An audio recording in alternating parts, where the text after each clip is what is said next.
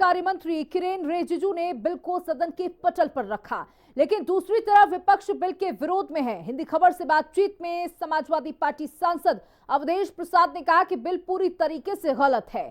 Samajwadi party इस bill को नहीं मानती है। बिल के जरिए जमीनों पर जबरदस्ती कब्जा किया जाएगा। बात करेंगे उत्तर प्रदेश अयोध्या से। सपा सांसद अवधेश प्रसाद हमारे साथ मौजूद हैं। अवधेश जी, वक्फ संशोधन बिल लोकसभा के पटल पर 288 बहुमत के साथ पास हो चुका है, कैसे देखते हैं आप इसे? ये संविधान के खिलाफ है।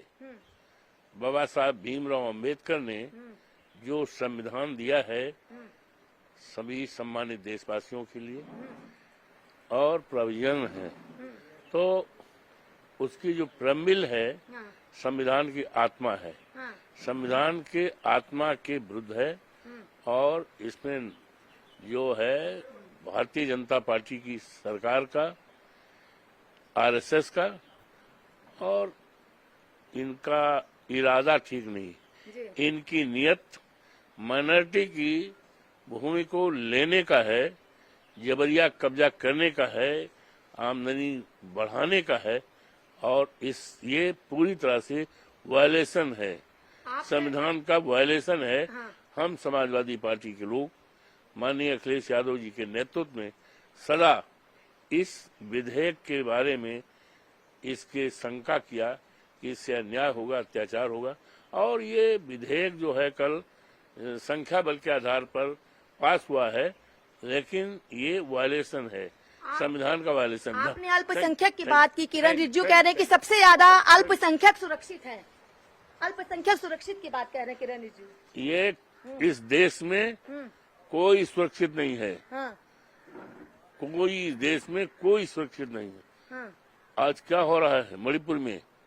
मणिपुर जल रहा है। क्या मणिपुर देश का हिस्सा नहीं है?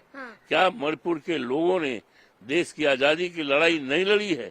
मणिपुर जल रहा है, लेकिन हमारे लायक प्रधानमंत्री जी, उनको फुर्सत नहीं है जाने का, मिल बैठकर बात करें, समस्या का निदान करें। ये पूरी तरह से जो संविधान पेश किया गया है, ये जो विधेयक पेश किया गया है, ये 100% वायलेशन है। संविधान का स्टैंड क्लियर है। सपा क्या करेगी? सपा तो अन्याय अत्याचार के खिलाफ हमेशा लड़ाई लड़ी है, लड़ाई लड़ती रहेगी और सुरक्षा के लिए मांग करती रहेगी। चलिए, तो ये थे हमारे साथ उत्तर प्रदेश अयोध्या से सपा सांसद अवधेश प्रसाद। इनका साफ तौर पर कहना है कि सपा लगातार संविधान को बचाने की लड़ाई लड़ती रहेगी। वीडियो जर्नलिस्ट तिलक के साथ मैं कंचन अरोड़ा।